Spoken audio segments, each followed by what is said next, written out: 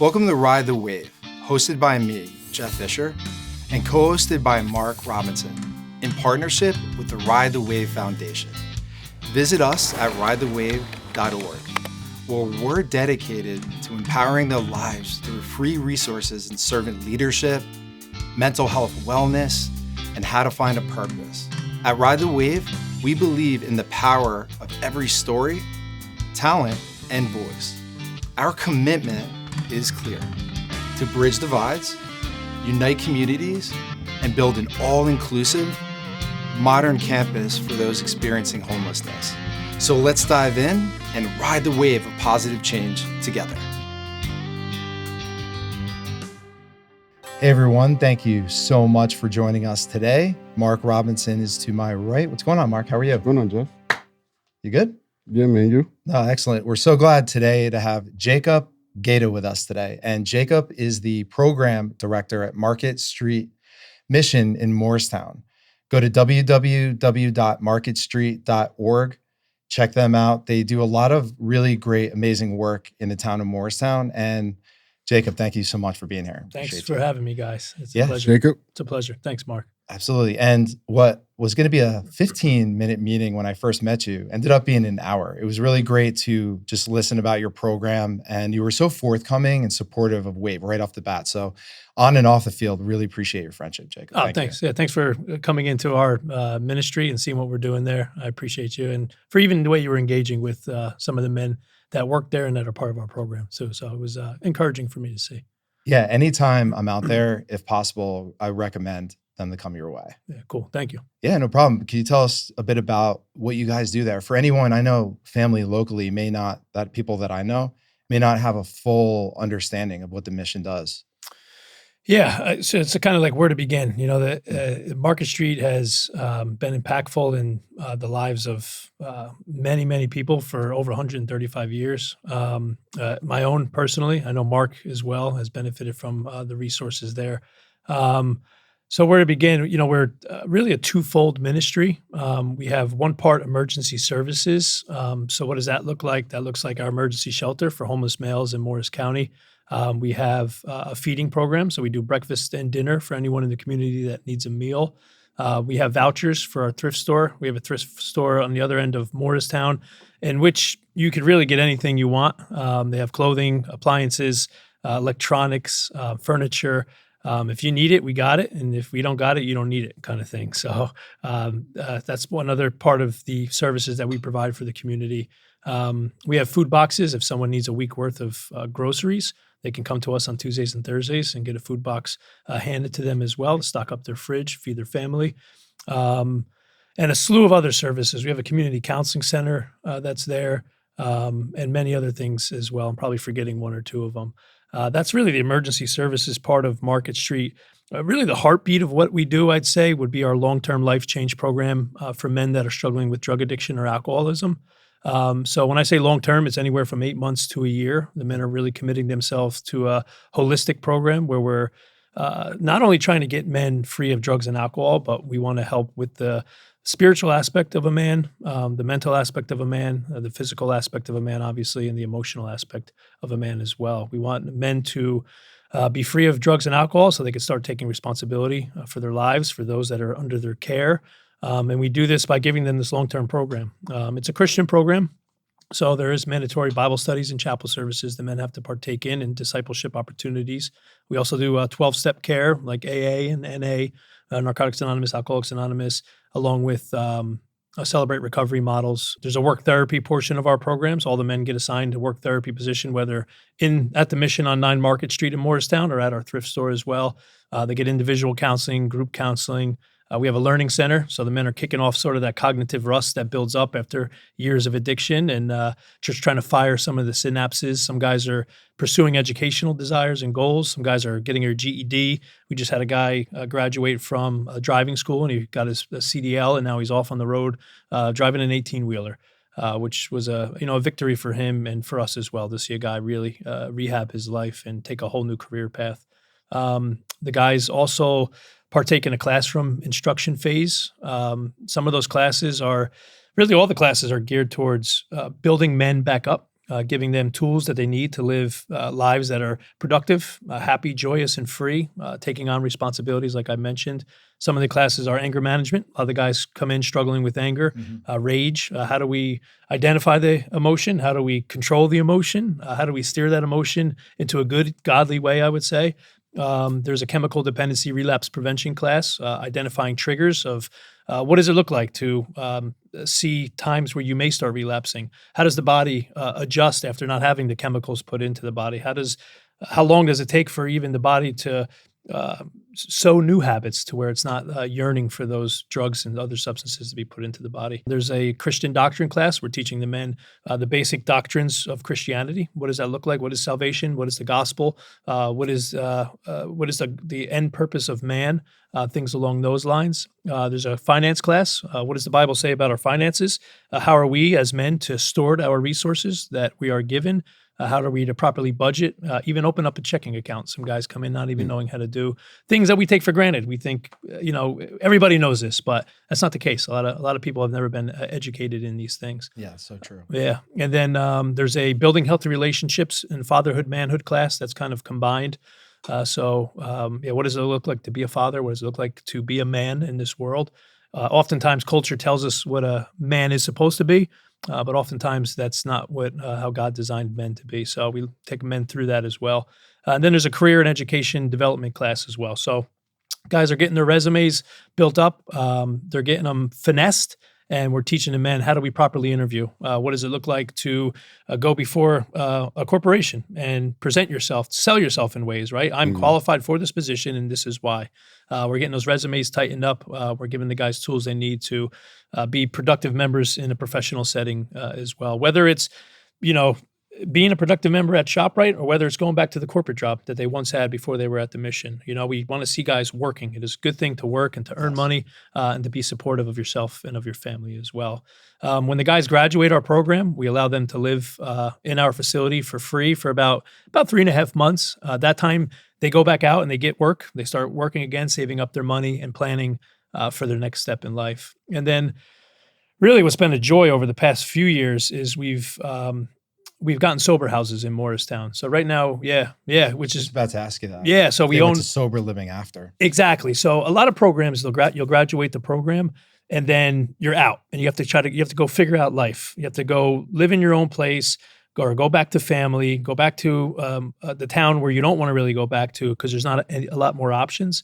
But the mission said, okay, we need to really care for the men after the program. What does life look like after the program? How can we come alongside these men and provide more continued accountability, encouragement, and give them a place to live in the town where a lot of them are working at low cost, because we know that it's not cheap to live in Morristown. Right. And the guys that are coming out of our program aren't making six figures right off the bat in which they could even support themselves. So we have 4 sober homes in Morristown. There's about between 8 and 10 guys that live in each house. We just did a brand new renovation on one of the houses. We added another floor to the other house. They're all kept in great shape. The rent is very affordable. We're charging the guys $530 a month. Utilities are included and things like that. So the guys are able to use that as another stepping stone where you can live there for a year or 2 years or 3 years. And you still have that accountability that you need. You still have people around you that are going through the same struggle. Men that are keeping you motivated and encouraged. There's consequences if you do slip up, so that always plays into, it's a good deterrent from going out and getting high or getting drunk again, because you say, hey, if I mess up, I'm going to be without a place now. So it hopefully keeps us on the right track. So that's been a blessing to the ministry of Market Street as well. We actually have 3 facilities. Our headquarters is in Morristown. We have another facility in Asbury Park, which is the Market Street Mission at the Jersey Shore. That's been around since 2007. And then we have the Market Street Mission up in Sussex County, which opened up in 2021, which is a smaller venture, but it's our way to get our footprint up in Sussex County as well. And there are many more aspects of the program too. So that's sort of like a 30,000 foot overview, I'd say. I think that's fantastic. It seems like a real all-encompassing, fitting sort of program for somebody to come in and be able to get all the resources that they need. How many people are allowed to be in the program, or how many will you accept at a time? Is there a minimum to that, or what's the capacity? Yeah, great question. So not accurate number, but we could house about 82 people in our program, Okay. which is good. So right now our program is phased based. So right now in the 3 phases of our program, not counting the people living in our sober houses, we got about 60 guys in there right now. And then we also count the men that are staying with us in our overnight shelter, because we have the Morris County's homeless shelter as well. So sometimes we'll get between 5 and 20 guys that'll stay there on any given night. But guys that are in our long-term program, we got about 60 guys going through the 3 phases right now. Okay. And anyone coming in short term needing food or maybe stay while waiting for homeless solutions or somewhere to get a home, things like that. Is that what usually is the people, how long could they stay there if they're not going to go into the long-term program? Yeah. Another good question. So we have the emergency shelter. So for guys that currently are without residence that are waiting to get into homeless solutions, which is another fantastic program in Morris County. People that are waiting for a housing voucher to come in, people that are waiting for to save up enough money to get some sort of residence. They're able to stay with us temporarily, overnight shelter. We could do that we usually do it for 7 nights per month, but we tend to extend men as well that are working towards the right thing. And then we're able to give, over 30 days per year as well for the guys. If there was a female that did show up in any way, do you have somewhere where you could send them to a female shelter in town? How does that work? It's a great question too. So that's another need that has been rising more in the past few years, and you could attribute that to a myriad of different issues. But there's nothing like us in Morris County for women. In fact, there's nothing like us directly in most counties, I would say. And I can't speak on that in definitive terms, but there's not an emergency shelter for women per se. Usually, now there are great programs that are geared for women, single moms, and families as well. I know of a few even up in Sussex County. But as far as like an emergency shelter for women, it sounds like a gap that needs to be bridged there. Marvin, has been a great guest on our show, we've talked about a couple of things. He's been on a couple of times, and even that was the one where we talked about fentanyl. Mm-hmm. Fentanyl with Marvin. One of his dreams was to do that, create a shelter for women because his significant other passed away, maybe from methadone, is what they were thinking. So that's been a passion of his. So definitely encouraging Marvin on that to get that going. It seems like a need for there, because also Heather was another guest on the show. If anyone checks out Women in Homelessness, can't remember exactly if you remember what number that was, but that episode was something else because she had many times where she was told she can go here. She wasn't able to. Police even drove her. I think even Heather might have been driven to your mission, to the Market Street mission too, and not them thinking that she could go in there. So it is very difficult. We had that firsthand. Yeah. And there's great programs that are sort of similar to Market Street for women that are struggling in drug addiction. I think of the Hoving Home or the Good News Home for Women. Oh, good. So there are programs for the long-term things, but as far as the short-term, like off the street solution for homeless women, that's where it's a little tougher. That's where 211, which is the coordinated point of entry for homelessness in Morris County, that's where they come into play, because oftentimes, especially in the cold season, they have hotel placement but again, it's temporary fixes. Yeah. It's not a permanent solution at this time. Do you see any patterns, whether the reason why men are homeless? Is it due to drugs? Is it because of the economy? Are they trying to provide for their families, maybe from another country, like CJ was on? We had him and he was providing for people in Egypt. Any specific things that you see that are drawing people into homelessness? Yeah, you just touched on a few of the reasons. So good observation on your part. Substance abuse is huge. In addiction, oftentimes all of our finances and go to getting high, getting drunk, and all the relationships that we've had are sometimes burned. So we're without housing. So we definitely see substance abuse. There's some severe mental health issues out there where a gentleman or a young lady is unable to live alone, or family doesn't know what to do with them, and they wind up in a homeless situation. There's poverty. Someone comes over from another country, can't get their feet under can't get their feet on solid ground, and they have to send money back home to support a family as well. So they're working hard. They just can't seem to get their foot in the door of residence. There's and this is the truth you see sometimes too. There's also there's a lazy aspect sometimes that we encounter, which can be frustrating. There's guys that are have that entitlement issue, in which they don't want to work. They're able-bodied, they can do it, but they feel owed for some reason. I'm not sure why. I got to get mine. This isn't my fault. But yet they're not taking initiative to go and get the job. So, so there's always a mix of, there's usually like 4 or 5 scenarios that we always encounter. Yeah, I wonder how much of the laziness is just beaten down through the years of whatever their history is, whatever the past. I mean, not to excuse it. Of course. My family always, work ethic was important. I learned a lot from my grandfather, my mom as a nurse, things like that. So I can't relate. I will always be hustling to that regards. But it's too bad. It's too bad people won't take the initiative and realize that there's so much more inside of them that they could birth and really do and contribute to. There is a joy of working, right? Of producing, of the sweat of our brow sometimes. And when a guy is not experiencing that, it's like taking a part of the man down as well. In fact, that's one of the reasons we have a work therapy portion of our program, because we want to show the guys that there is joy in getting up, even the little things, making your bed, eating breakfast at a reasonable time, and going to work in the morning. Some discipline. Discipline. Like there's a joy in that. And we see routine is a beautiful thing too. And creating with our hands. You guys are creating right here, right? You're creating wonderful content for people to view. This is an artistic ability that you men have. And what pleasure do you get out of that? It's amazing. Even purpose. When I'm home raking leaves, like there's pleasure. Like I don't want to do it all the time. I'd rather be playing with my kids or golfing.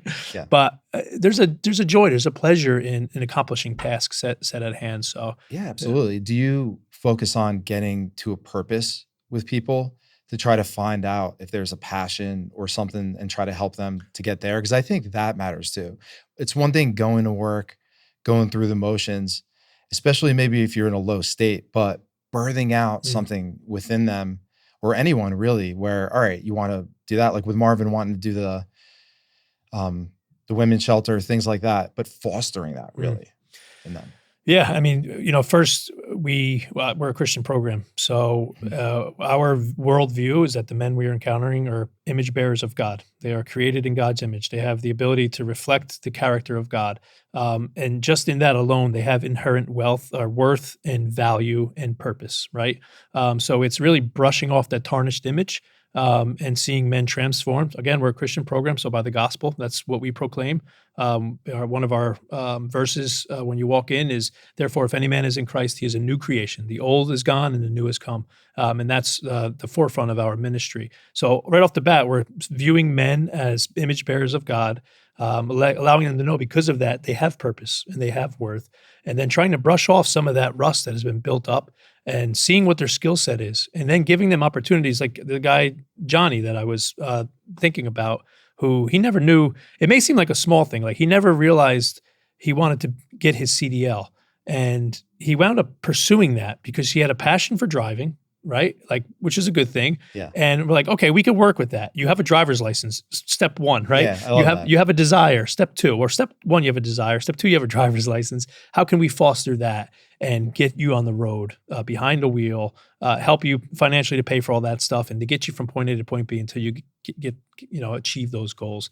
We see guys that never realized they had a passion for helping other people until they come to the mission and they're put in a position where they have to help other people.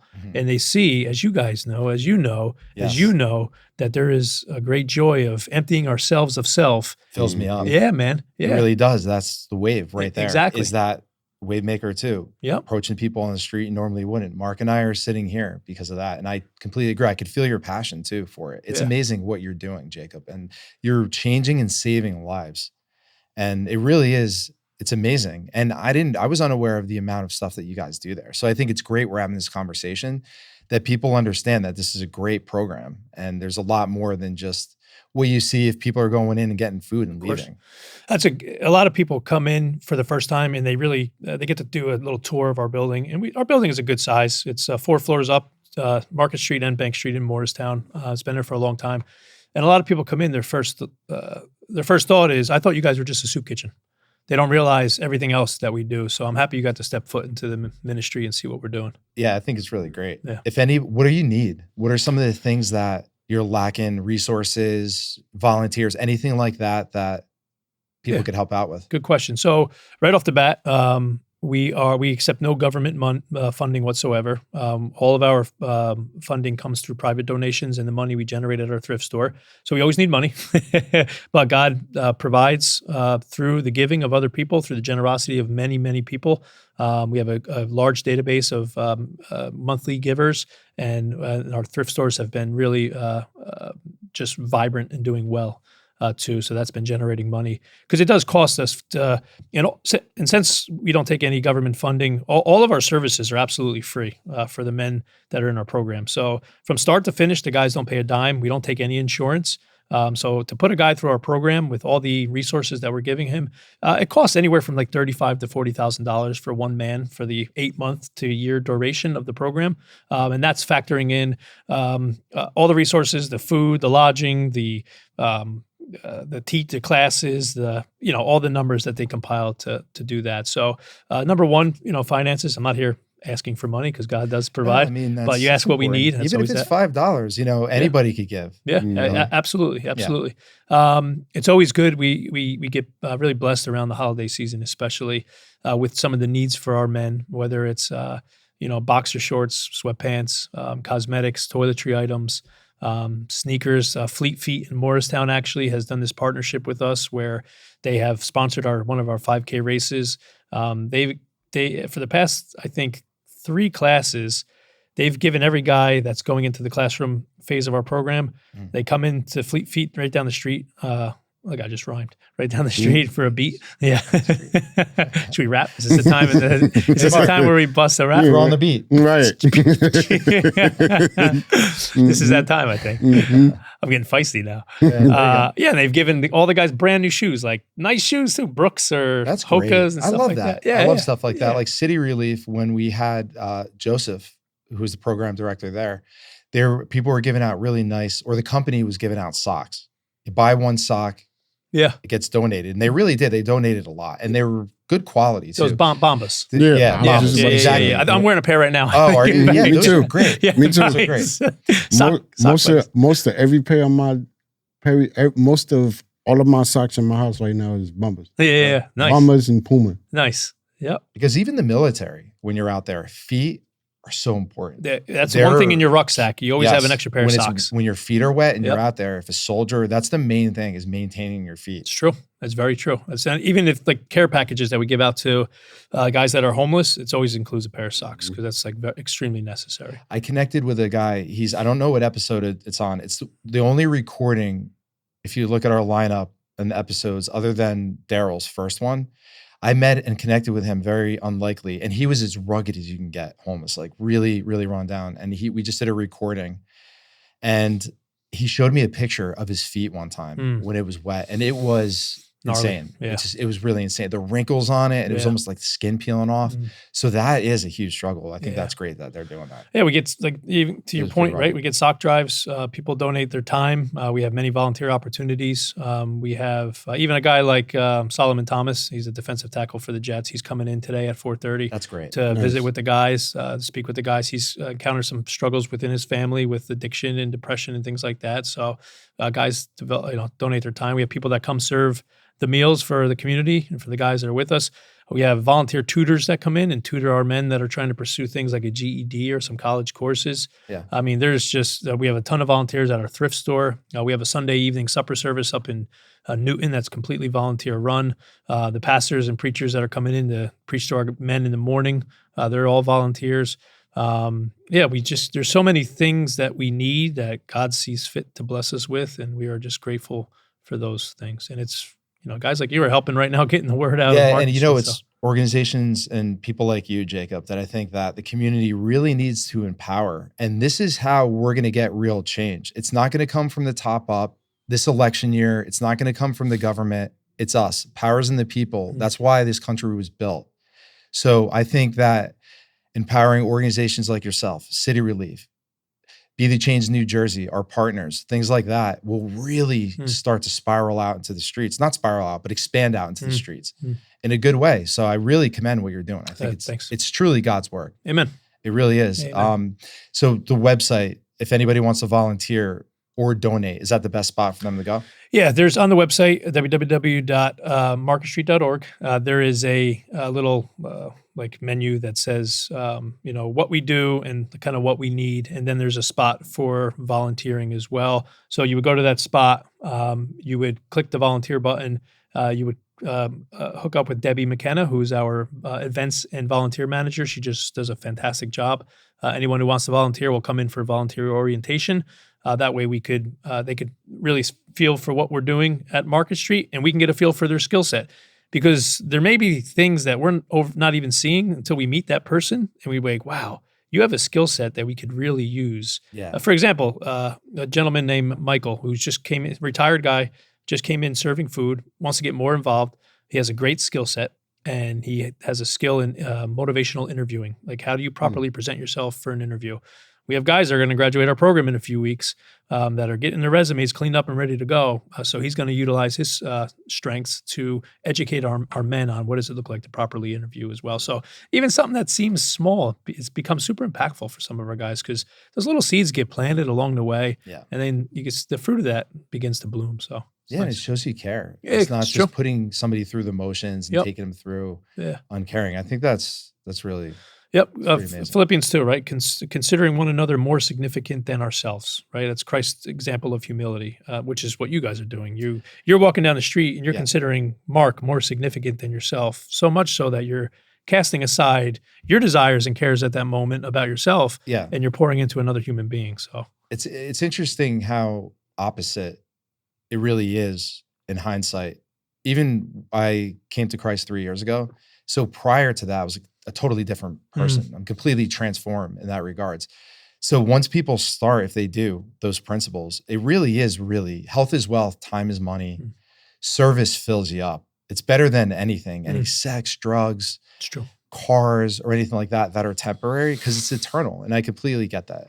We invite anyone here, right? I mean, we're starting to prove that as the platform starts to form. Any gender, race, any spiritual belief, anything like that, because we feel like that's walking in the principles. Just to listen and learn and have a platform that's comfortable for people to share their story no matter what. Because bridging that gap between judging and understanding, I think is a real important. Like I could cast judgments, I could have with Mark, but that whatever it was, those principles allowed me to approach him and we're connected in the spirit, which is beyond. And that's the point of this, is to try to let people relive that through some patterns that I've learned in social skills, to be able to do that for people to connect to people and then have that interaction that fills everybody up and then leave a gift, but it doesn't have to be money.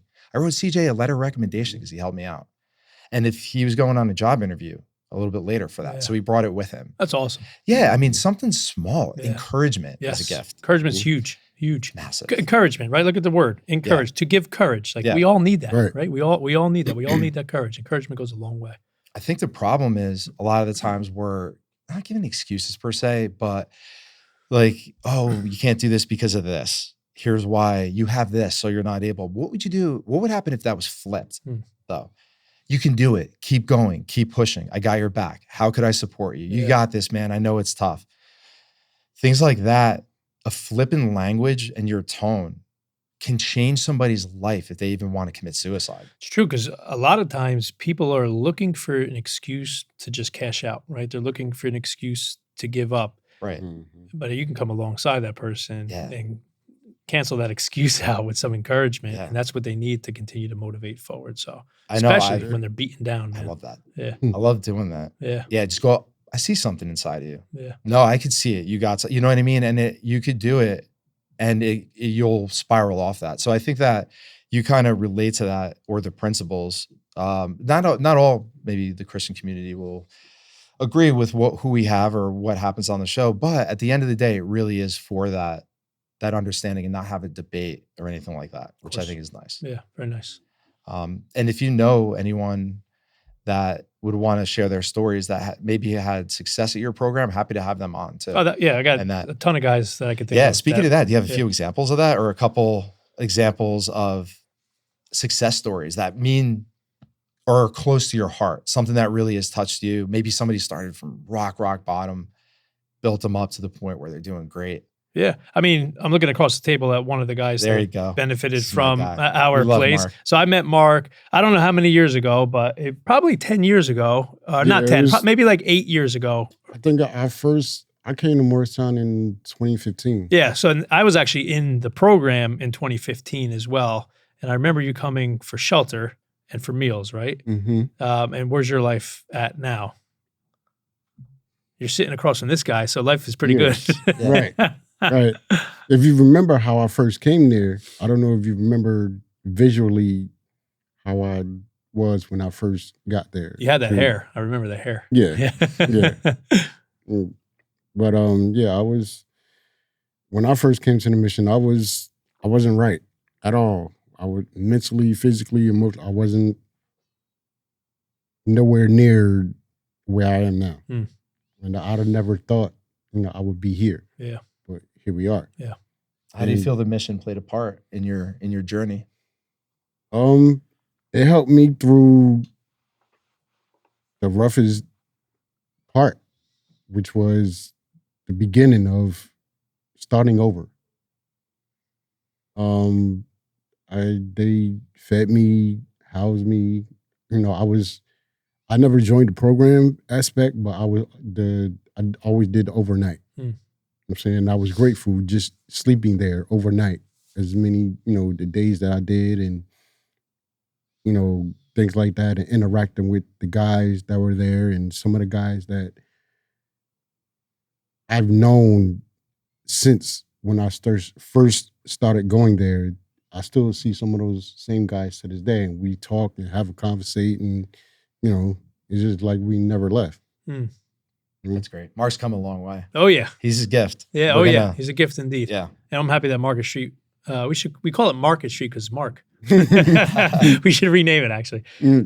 But yeah, I'm happy we got to play a small part in your life, bro. That's I appreciate that. Yeah, it was more than just a small part. But yeah, no, I think that's great. In exchange for that too, I mean, especially on behalf of Mark, what we're building is we have big plans to really shatter the glass ceiling. And we'd love the opportunity to eventually partner up and really, hopefully, without making any like a promise falsely or anything like that, whether it be financially or anything or volunteers, things like that, to be able to really empower what you're doing eventually down the line. And that's the goal to be able to, one of them for all our partners. Cause I think that's great. I think that's great. Your story. And Mark always said there was something with him when he was young. He felt like he was different from everybody else. So here it is. Yeah. It's time to take the rocket ship. Yeah. Awesome. Yeah. Very cool.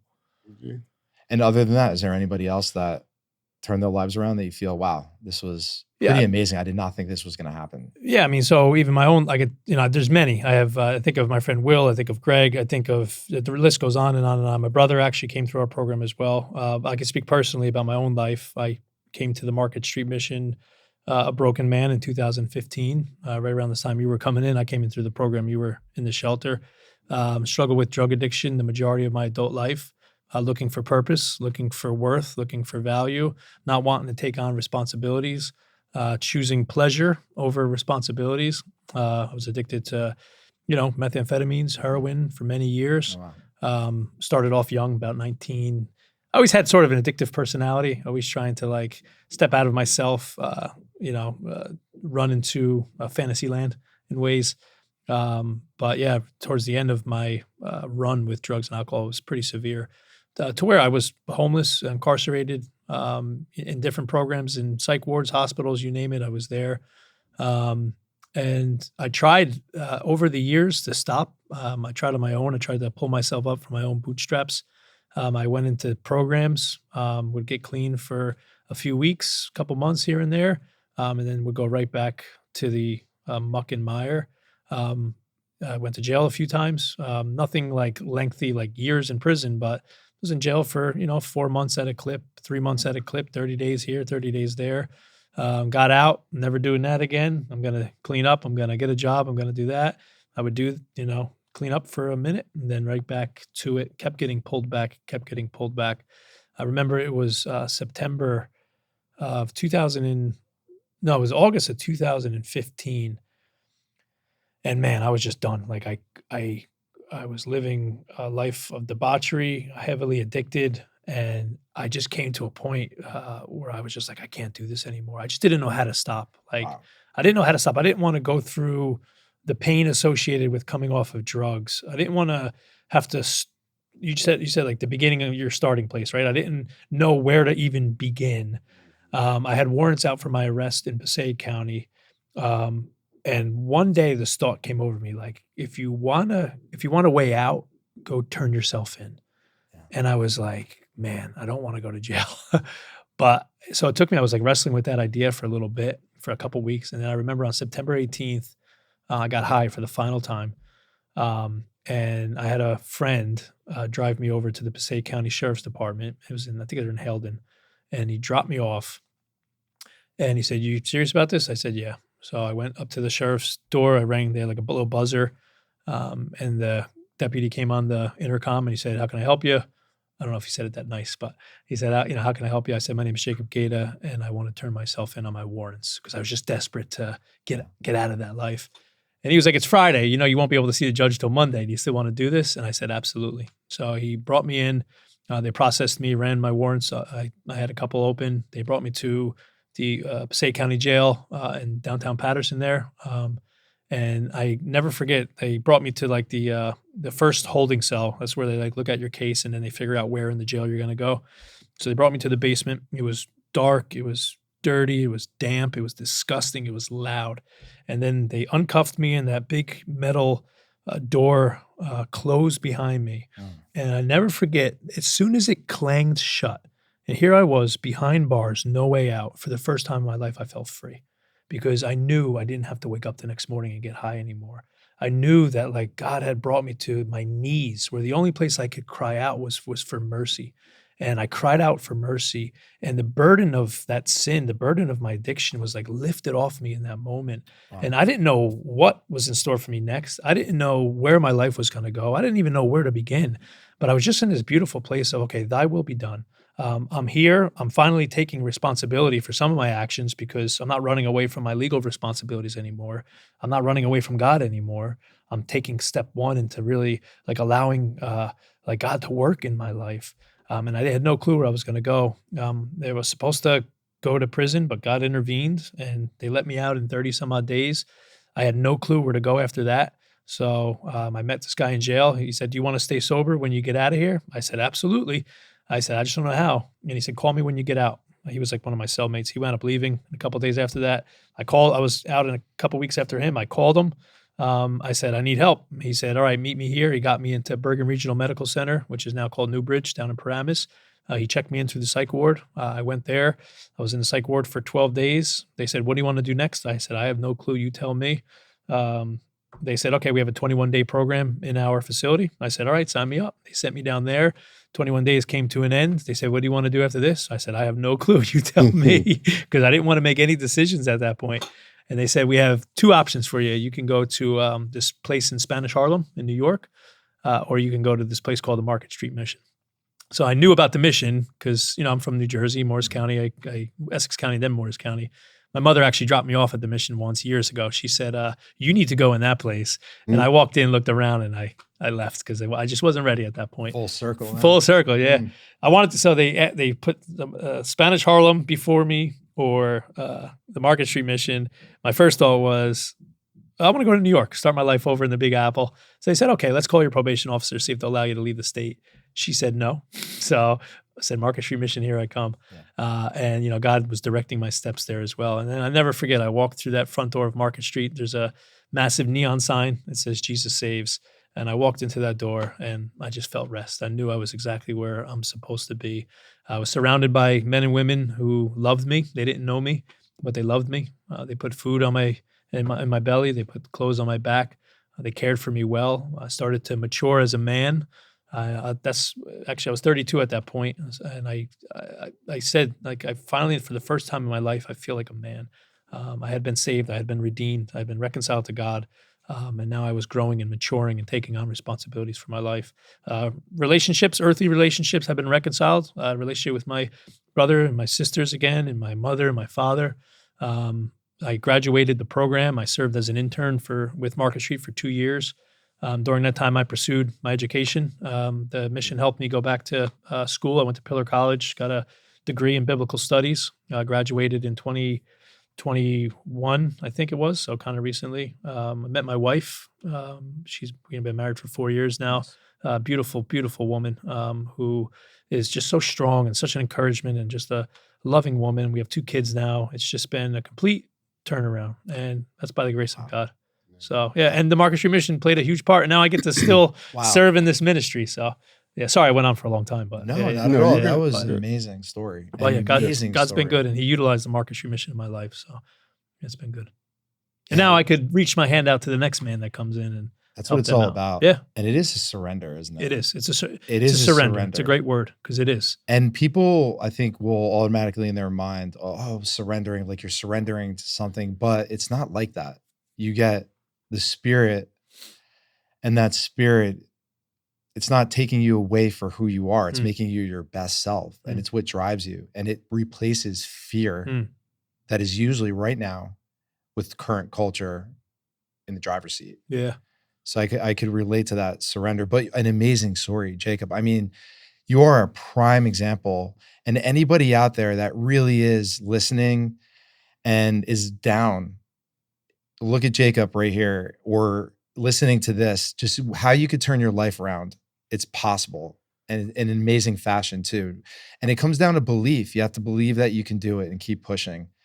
And when there's stories like this that are success stories, if you will, and you come out the other side, and I'm sure it's a continuous journey. I mean, life is like that.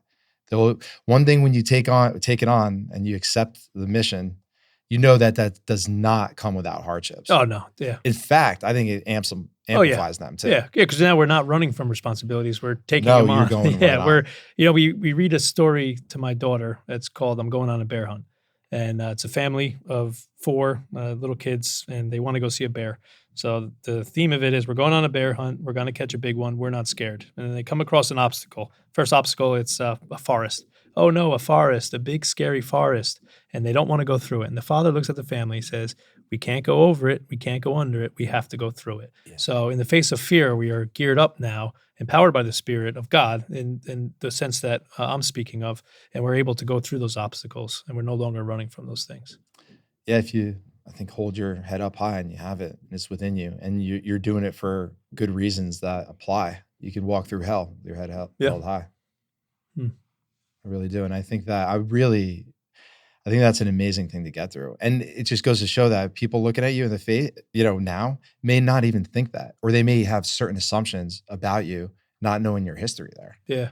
And to me, that's a testimony to the grace of God, who has been at work in me to change me and transform me. So thank God I'm not the man I used to be. And that's only by His grace that I'm not. So, and yeah, that's just your point. So, and I like what you said about surrender, because surrender seems like a weak word, especially to men, right? Like, we're men, we don't surrender, but there's freedom in that. It takes a part of surrender, because man, so many times you see the guy that's just holding on and he won't let go, he won't surrender, and it's just driving him mad, and he goes to his grave angry and holding on to those sins that have enslaved him for his whole life.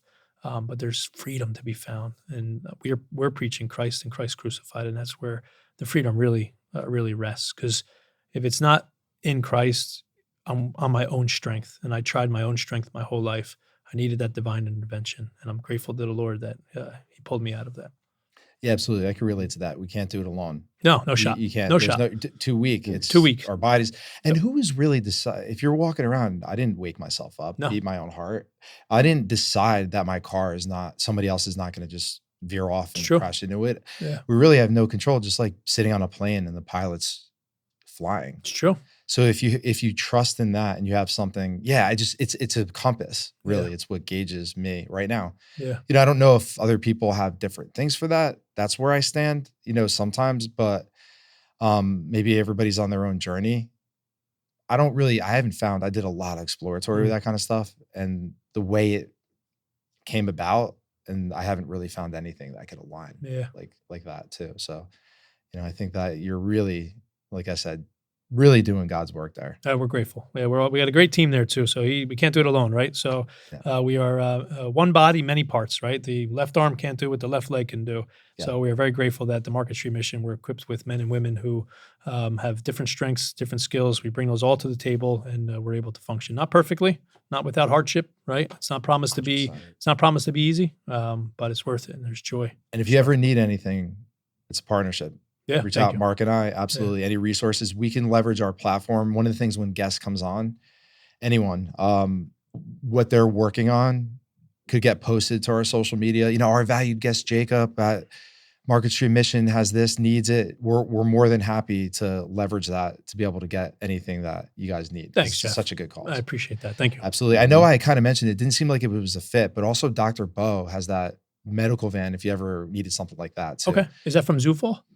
New Jersey, be the change, excuse me, okay. New Jersey, Dr. Bo.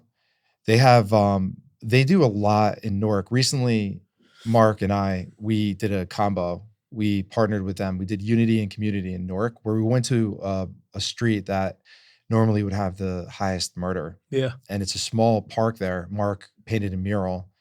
And it's at the park? Mm-hmm. At a small little section on a street in Newark. Yeah. And New Jersey Be the Change, Dr. Bo and her team handed out backpacks. Oh, so nice. They're very good. They do a lot of different things, build gardens, things like that within the community. Yeah. She's a doctor that has a mobile van and could park it anywhere. Oh, that's great. Too. So if you ever want to. Is she providing medical services? Yeah. Oh, that's great. Yeah. COVID shots, I know, insulin, things like that. Cool. I believe, just anything like that, checkups, I believe. Very cool. Yeah, Zufall, which is a local place in Morristown, they do something similar to that as well. They have a that's van. Good. That's why I asked if it was Zufall. Yeah, the mobile aspect's great. That's great. Yeah, even that the Hope One van that goes out in Morristown from Sheriff Gannon, they're going out and doing stuff like that as well. So that's good. What's her name? Dr. Bove? Dr. Bo, Bowe. Okay. Yeah. She's a professor at Keene University, has a death class as a waiting list, how to cope with death. Yeah. She's going to be back on. We're going to talk about something pretty Very cool. I'll have to check out that episode then.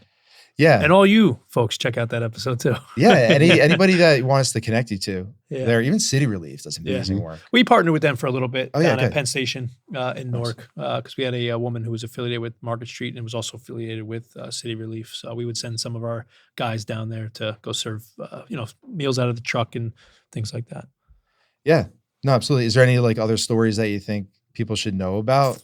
Or it's not AA, so it's not a 7-step program. Or how many phases? You said that there were phases. And how long is the program again? I think you might have mentioned. Yeah, so program's anywhere from 8 months to a year. There's 3 phases, 4 if you count the transition phase where the guys are living there but working. The pre-program phase is the first 30 days, and that's an assessment phase. So it's a phase where the guys are pretty restricted. Like they don't go out, they don't get visits, they don't make phone calls. A lot of programs sort of implement that assessment phase as well. So we're trying to see if a guy's a good fit for our program. And then we want them to see, hey, are these crazy guys something I can get with as well? Is this something that I could stick with? If they do well during those first 30 days, they'll get into phase 1. During their phase 1 time, that lasts anywhere from 3 to 6 months. They'll have more freedoms, but more responsibilities as well. And then some of the men will be eligible for phase 2, which is that classroom aspect of our program. And that's really the final 12 weeks of the program, the final 3 months. So that equals, 7 to 9 months, 8 to 12 months right there. It depends if a guy makes the class or not. And then if a guy graduates from that phase 2, that final 12 weeks, that's when he'll live in the building for the next 12 weeks, 12 to 15 weeks.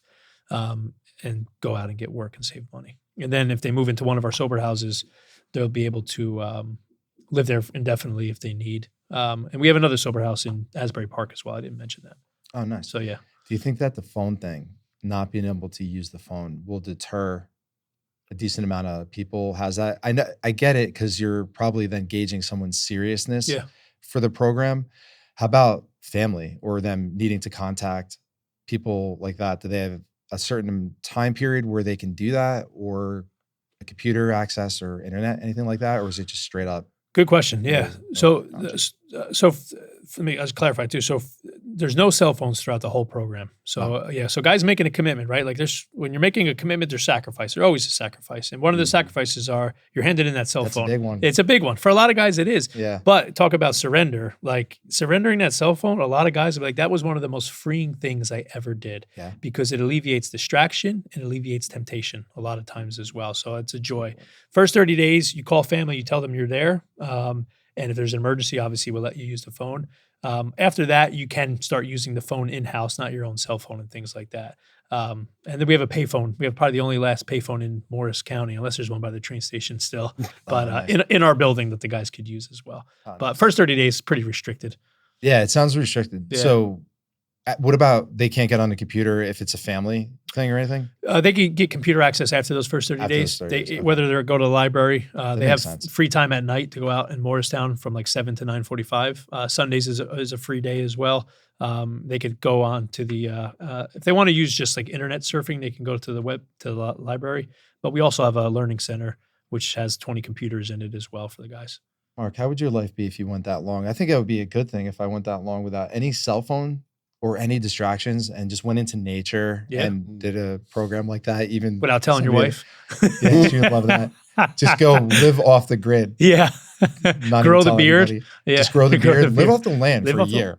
Forage, man. For a year. Yeah. Just, pray and live off the land and appreciate everything you want for. Yeah. Man, imagine how Just loud society would be once you returned. It would be so loud. It would be. You'd be so centered and grounded in the beginning until it starts programming you again. Yeah. Until those wildebeests are nipping at your toes at night. Right. And you're right. You come back to society and just start looking around and start shaking your head like. Yeah. That's what happens like when people go on missions trips, right? They go to impoverished country and they come back and they see like how much we take for granted and the busyness of American culture. And now these days, so much can change in a year. If you went off grid and did your thing for a year and came back, AI and everything, who knows where the world's going to even be. Yeah, exactly. There's so many distractions. And actually, at first I was thinking, oh yeah, it'll deter people. Maybe somebody that could get it won't, but you're making sense there. And there would be so many temptations and distractions. Their drug dealer could call. Yep. They could be on pornography. Yep, they could be doing things like that could create those impulses that will lead to drugs. 100%. Yeah. So, and then you will really know, like I said, who's committed. Yep. 100%. And most guys, if they're calling the mission, there's some guys, especially the younger generation. Look at me, I'm talking like an old man. The younger, the whippersnappers. Yeah. For them, they're like, oh, a whole year, but it's a small sacrifice. And then another deterrent sometimes is, 8 months. It's a long time. And then my response to that is, what's 8 months for a lifetime of change? Like if you can commit to those 8 months, that's so true. And distraction is like man. The enemy uses anything he can to keep us distracted from God. And exactly. Phones are good. There's so much good stuff in technology. But man, they can be used for such evil. It's not even funny. Through John Gordon's book, One Word, I do every year. One word that'll encapsulate something for the year. Last year was encouragement.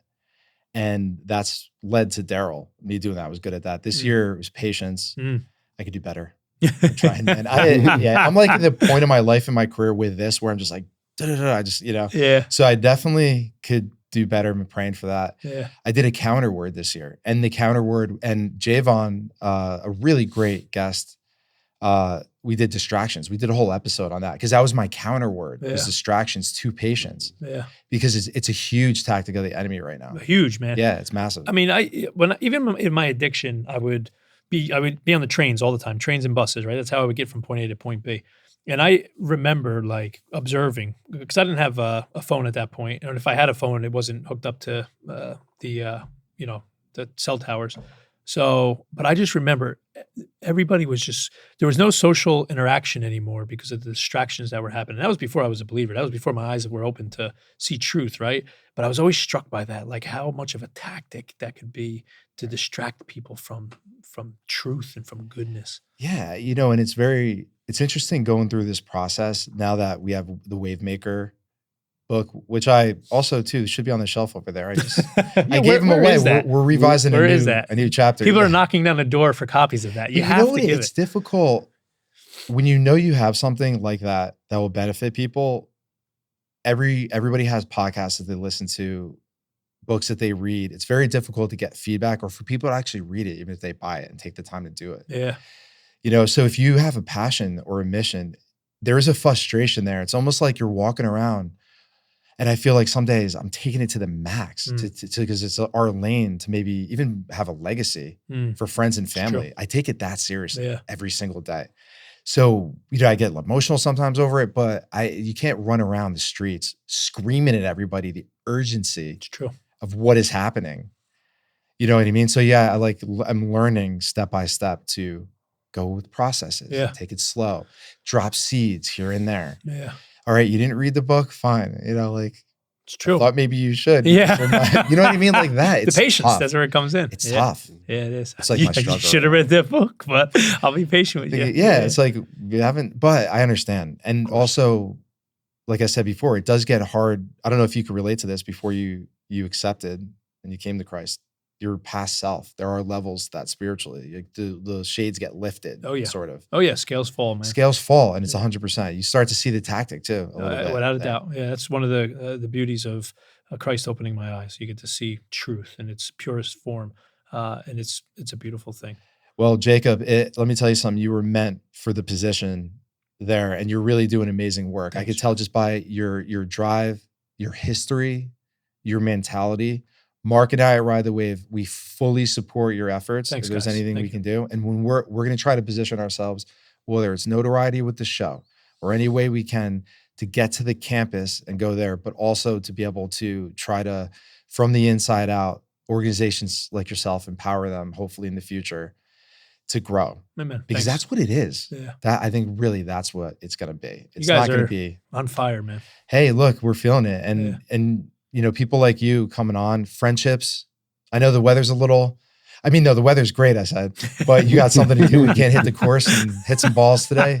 Be a great day for that. Would have been fantastic. I need new clubs too, by the way. The thrift store, our thrift store probably got them. Do they? There you go, bro. All right. All the money goes right back to the mission. So it's been terrible. I say every year, I'm going to golf more.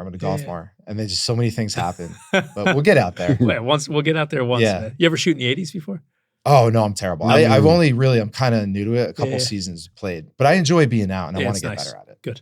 For sure. But you got anything, Mark? Any questions or any way of leaving off? I have maybe a couple questions real quick. We got time-wise though. We gotta Are there any plans in the future to open up like more facilities or places, things like that? It's a great question. The mission's always forward thinking in a good sense. Like we're always looking, okay, how can we better serve in a broader like radius? That was one of our plans of going up to Newton in Sussex County in 2021. There wasn't something like us up there. So we went in small to try to build good relationships with the community, and to establish a footprint and show that, hey, there's a problem. We have a solution. Let's meet these two things together. So we're excited to see how God's going to expand the ministry work up there. Our current CEO, executive director, who's been at the helm for 35 years, is always looking at places like Newark, Jersey City, even more recently, to see if we should be expanding our footprint there as well. So those things are always at work. And then, we're going to be surveying Morristown for maybe another property as well, to do another sober house, because that's been a real benefit to the men that we serve. Yeah, I love that. Good question, Mark. And great way to end it. Jacob, thank you again so much for coming on. Guys, www.marketstreet.org. Check it out. Donate. Stop buying so much on Amazon. All that ridiculous stuff you do not need. Give it to the community. Go over there with some pizza, something, just to help out. Just in any way. Clothing. You guys take a lot of clothes. We take clothing. Yep. Clothing. Just anything. We appreciate Jacob. We love the partnership we have now. And we're looking forward to seeing where all this goes. So you guys take care. Thank you so much for joining. Thanks, guys. Till next time. Thank you for tuning in to Ride the Wave. It's been a pleasure having you with us as we explore ways to make a positive impact together. Remember, every little wave creates a ripple of change. We appreciate any support you can provide as we plan to build an all-inclusive, modern campus and empower communities. For details on how you can contribute through various platforms, please visit us at ridethewave.org. Until next time, keep riding the wave of change with us. I'm Jeff Fisher, signing off, but the journey continues.